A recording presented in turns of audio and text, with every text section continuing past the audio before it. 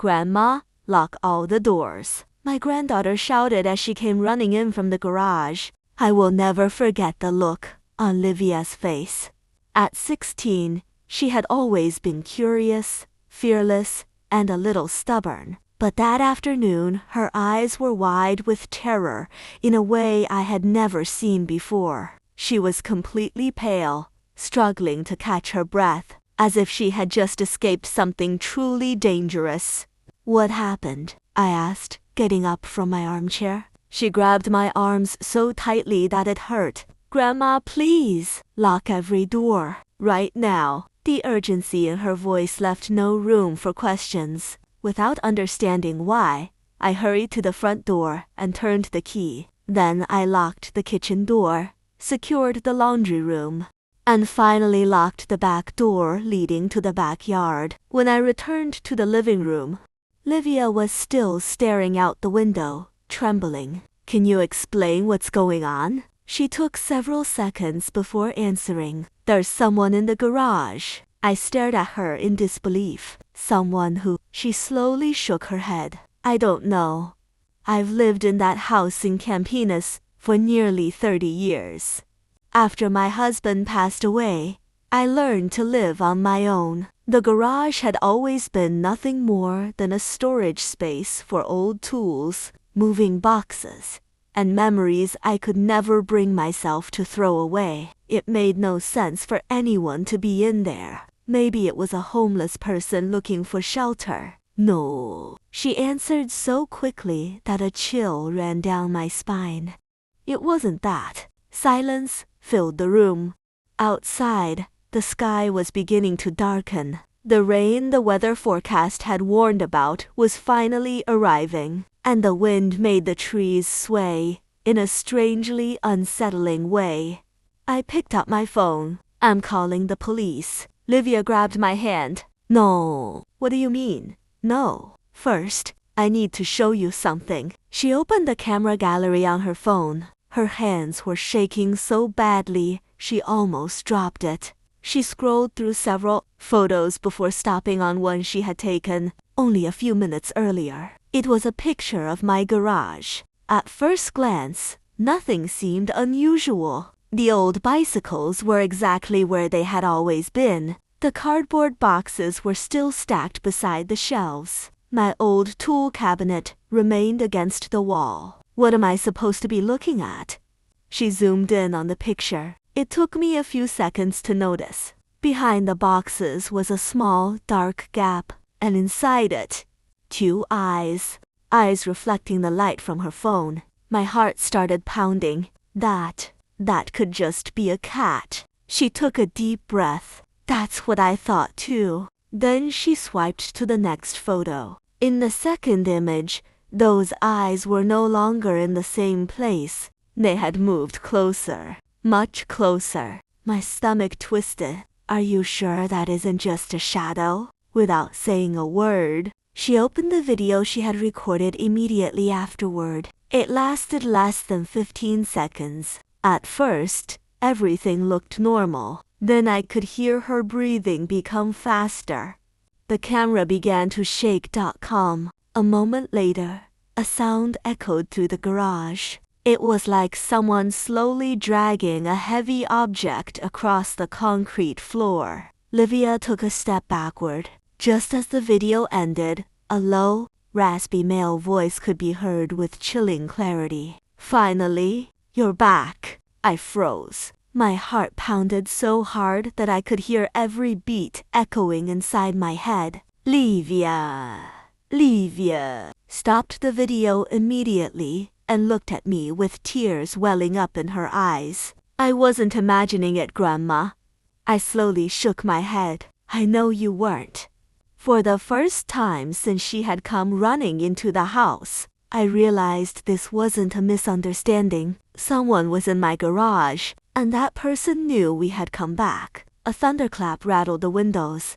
Rain began pounding against the garage's metal roof. Instinctively, I walked over to the living room window and pulled the curtain aside just a few inches. The garage was nearly 20 meters from the main house. With the heavy rain and the dim light from the street lamp, It was impossible to make out any details. Even so, I had the unsettling feeling that someone was staring back at me. .com. I quickly let the curtain fall shut. Don't go near the window again, I told Livia. She silently nodded. I picked up my phone and dialed the police. My finger was just about to press the call button when another thought crossed my mind. What if it was just a burglar? If he noticed the police arriving, he could easily escape through the back of the property. But why would he be hiding in my garage? I never kept money there, or anything particularly valuable. None of it made any sense. Before I could complete the call, my phone vibrated. The screen displayed my son's name, Marcelo. That was unusual. He almost never called during work hours.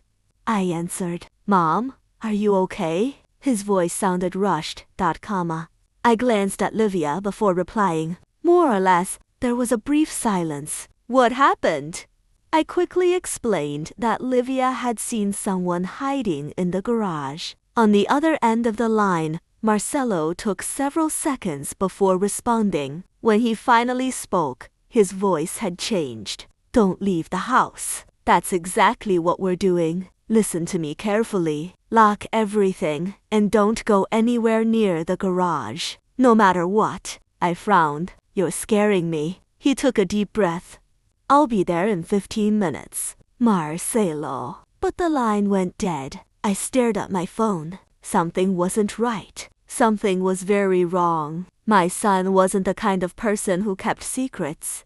He always handled things calmly. Why did he sound so frightened? Livia noticed the expression on my face. Did Dad know something? I don't know. Before we could continue, we heard a metallic sound coming from the backyard. 星克朗, as if someone had dropped a heavy tool onto the ground. We both froze. The sound had come from the direction of the garage. Then, silence. Not even the pounding rain could hide the eerie stillness that followed. Livia gripped my arm. Did you hear that? I nodded. My heart was racing faster than ever. I grabbed the flashlight from the drawer in the living room.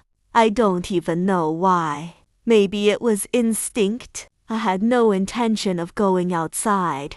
Even so, I held the flashlight as though it could somehow protect us. Then the lights flickered. Once, twice. The third time, they went out completely. Darkness swallowed the house. Only flashes of lightning lit up the living room for brief moments. Livia let out a small scream.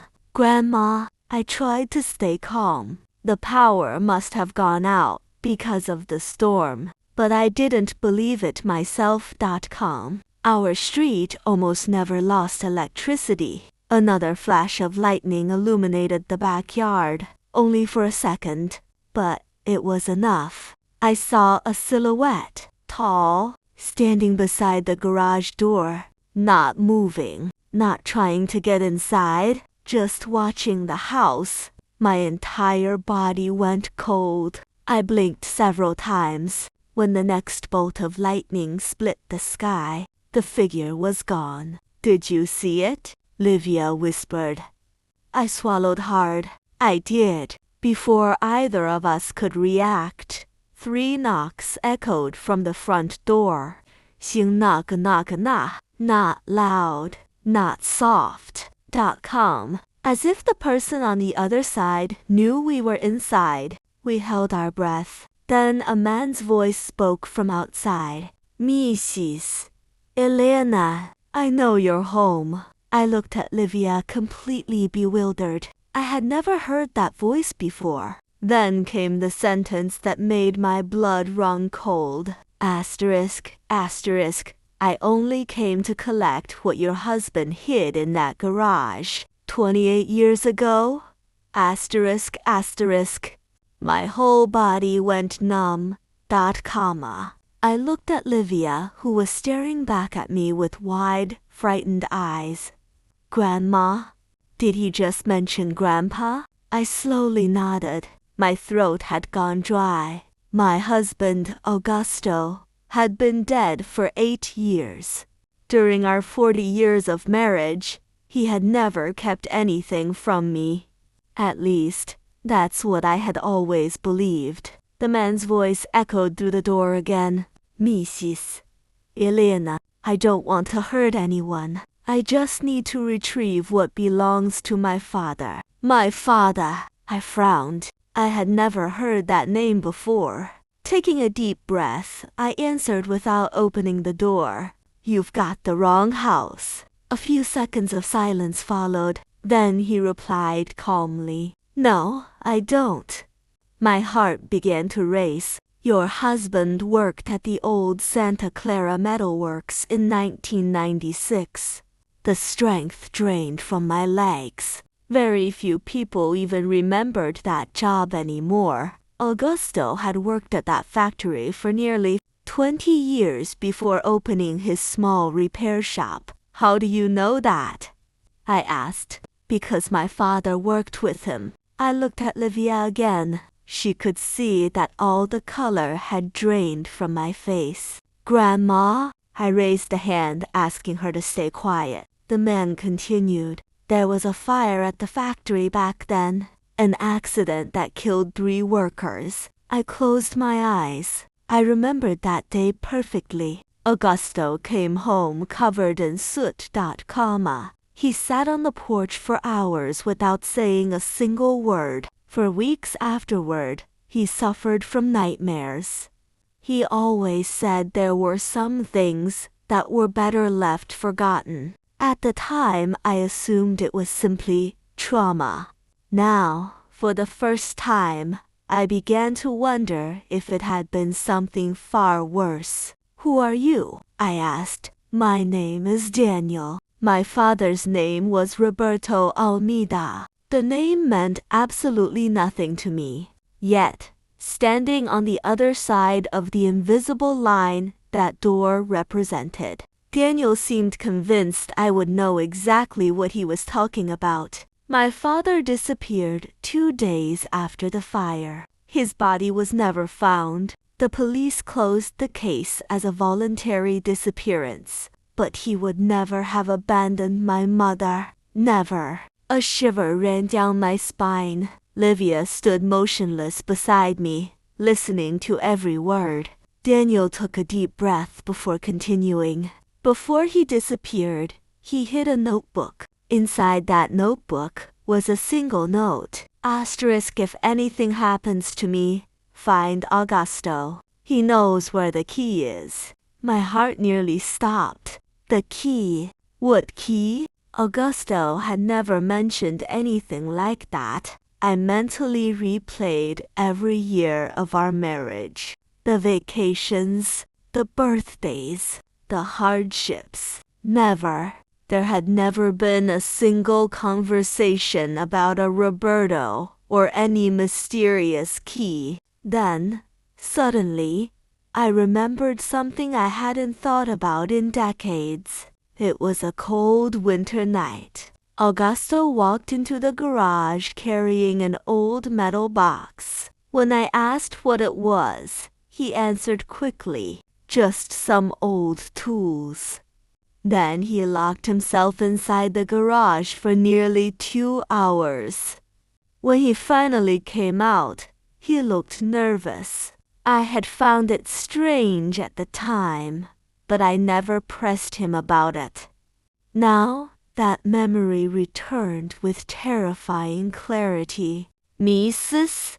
Elena, Daniel's voice interrupted my thoughts. I've spent nearly 20 years searching for answers. I don't want money. I don't want your house.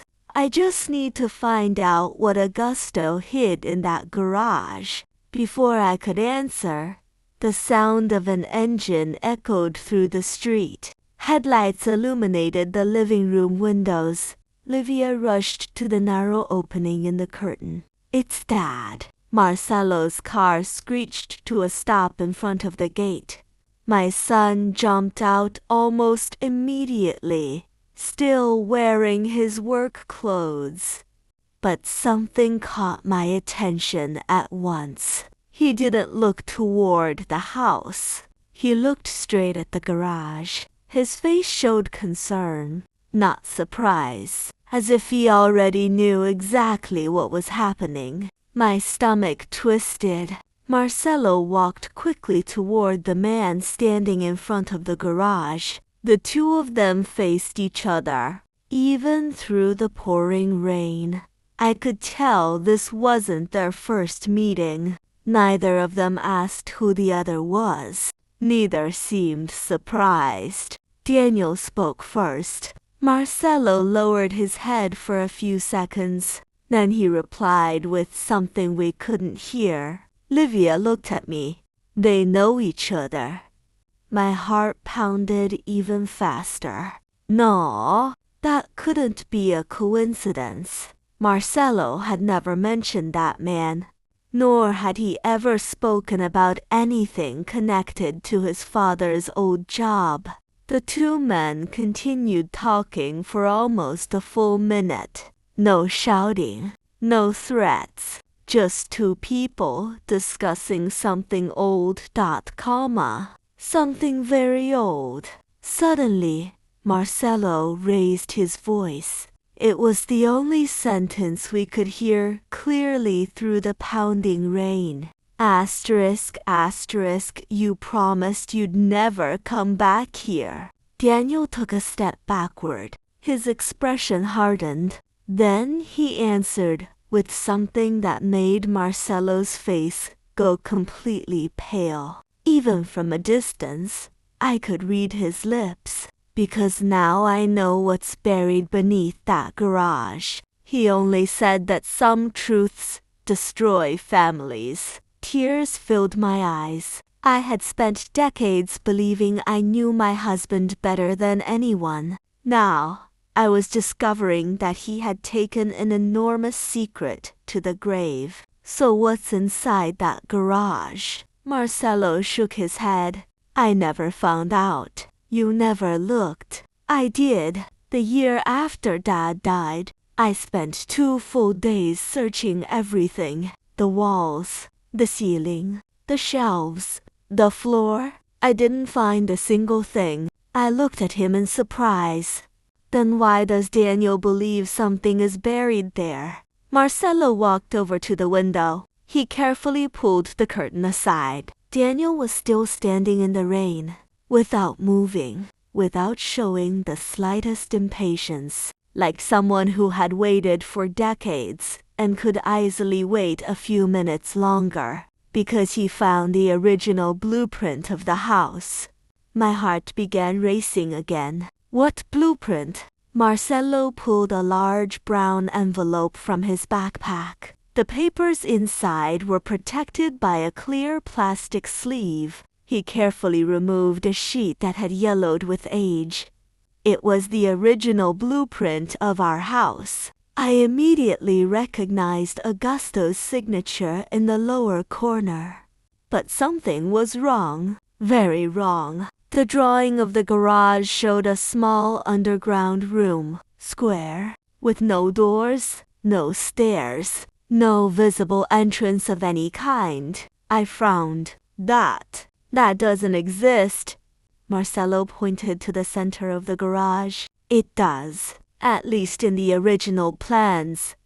The final construction never showed that space. My heart pounded even faster. I had lived in that house my entire life. Never once had I imagined there might be a hidden room beneath my feet. Livia leaned closer to the blueprint. It looks like a secret basement. Marcelo took a deep breath. That was Daniel's conclusion too. I looked at the drawing again. In the lower right corner, there was a handwritten note from Augusto. The ink had faded, but a few words were still legible. Asterisk only in case of necessity. Asterisk. The rest had been crossed out. My son pulled another document from the envelope. It was an old photograph. It showed Augusto and 4 other men during the construction of the garage. All of them were smiling at the camera. But then something made my blood run cold. One of the men was Daniel. No, Not Daniel. His father, Roberto. The resemblance between them was astonishing. They looked almost identical. Marcelo turned the photograph over. On the back was a sentence written in Augusto's unmistakable handwriting. Asterisk, if anyone ever finds this photograph, never let them open what's beneath the garage. Asterisk.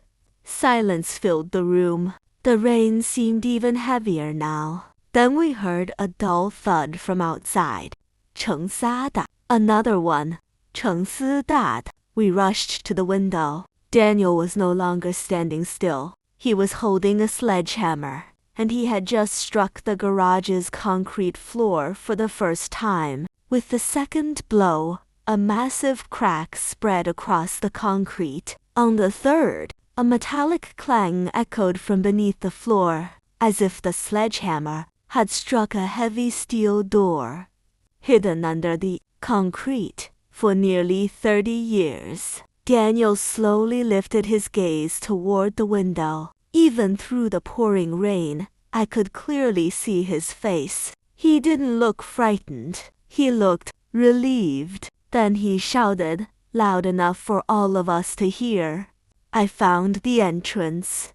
Daniel slowly lifted his gaze toward the window. He didn't look frightened. He looked relieved. Then he shouted, loud enough for all of us to hear, "I found the entrance." Before any of us could react, the ground beneath the garage shuddered. A deep metallic groan echoed through the storm. Clang! The cracked concrete shifted by itself, not because Daniel struck it again, but because something underneath had moved. We stood frozen. Then, with a deafening scrape, the hidden steel hatch slowly lifted a few inches from below. No one was touching it. A blast of icy, stale air erupted from the darkness beneath the garage, carrying the smell of damp earth and rust that had been sealed away for decades. Daniel's triumphant expression vanished. He stumbled back. "What?"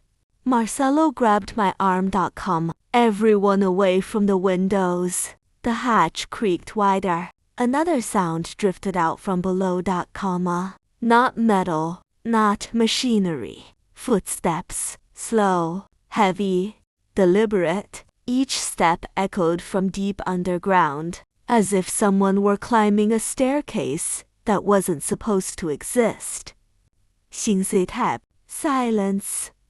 心碎 tap, closer. Livia began crying. "Grandma, there's someone down there." I wanted to tell her she was imagining it, but I couldn't, because I heard it too. Daniel tightened his grip on the sledgehammer. "Who's there?" He shouted into the opening. No answer, only another step. Then another. Closer. The darkness inside the hatch seemed impossibly deep, far deeper than any basement could be. Suddenly, the rain stopped. Not gradually, instantly. The silence that followed was unbearable. Even the wind disappeared. Every sound in the world seemed to have vanished, except those footsteps.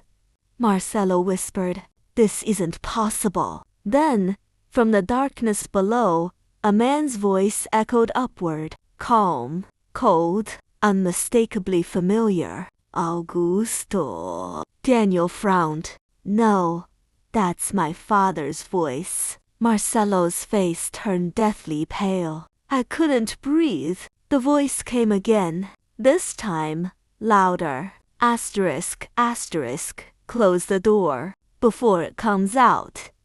Asterisk, asterisk. A violent bang exploded beneath the hatch. The heavy steel door shot upward. Daniel was thrown backwards onto the wet concrete. For a single flash of lightning, all four of us saw it. A hand, thin, pale, its fingers unnaturally long. It gripped the edge of the opening from inside. Then a second hand appeared, followed by the outline of a figure slowly pulling itself toward the surface. Its face remained hidden in complete darkness. The only thing we could see were two motionless eyes reflecting the lightning, watching us. Watching all of us. Comma. Then the lights in the house came back on. Every bulb illuminated at once. When we looked toward the garage again, the hatch was closed. The concrete floor was completely intact. There wasn't a single crack. Daniel's sledgehammer lay on the ground exactly where he had dropped it. But Daniel himself was gone.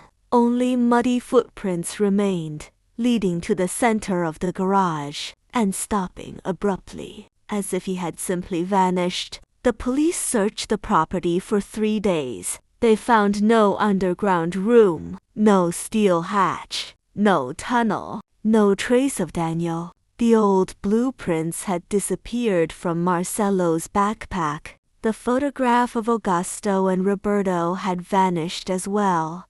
It was as though neither document had ever existed. The official report concluded that the storm, poor visibility, and panic had caused confusion. None of us believed it. A week later, I returned to the garage alone. Everything looked exactly as it always had. As I turned to leave, I noticed something scratched into the concrete floor. It hadn't been there before. 4 simple words. Asterisk, asterisk, don't open it again.